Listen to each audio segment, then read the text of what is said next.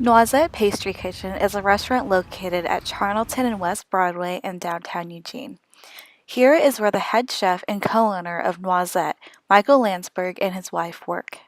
When I was literally 12 years old, I had my first job. I was kind of a very hyper kid and tons of activity, and laying on the beach was never something that I enjoyed. So I wandered in town, and I found myself following the smells of the restaurants, and I got my first job in a restaurant as a dishwasher and then doing a prep and all that. I enjoyed it. I enjoyed the environment, and I did it for every summer. So, like one summer, I worked in a candy making place to make homemade fudge.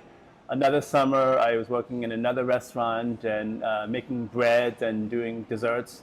So I did that for several summers growing up. So when I applied to culinary school, I saw all these varied experience of different places, food operations, and they were kind of impressed. Like, wow, you started young and you continued in this industry. I was accepted to the Culinary Institute of America, and it was an amazing experience. I mean, they say it's the Harvard of culinary school, and it was, I was young. I was 17 years old when I went into college. I was adopted as a child. I was born in Vietnam. And the greatest inspiration was that I didn't have a lot of food when I was in Vietnam. And when I was adopted, I explored and discovered new food and new flavors that I've never tasted before. So that really, for me, was pivotal because I remember tasting my first tangerine. I remember tasting my first avocado. I mean, flavors that I wasn't familiar with, and that stuck with me, throughout my childhood. That like food was so pivotal. When I was adopted in family in New Jersey, and it was kind of a suburban culture. So I was kind of unusual. I was this interracial child, half African American, half Vietnamese, adopted by a Jewish family. So it was certainly had its challenges, but my family raised me like they were very warm and loving and just very colorblind to the realities of color and race. So it was never an issue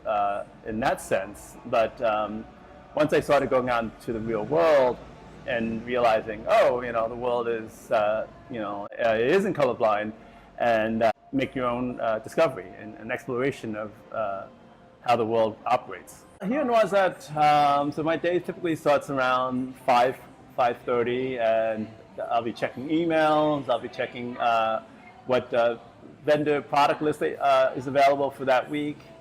So I'll be doing a lot of corresponding with that.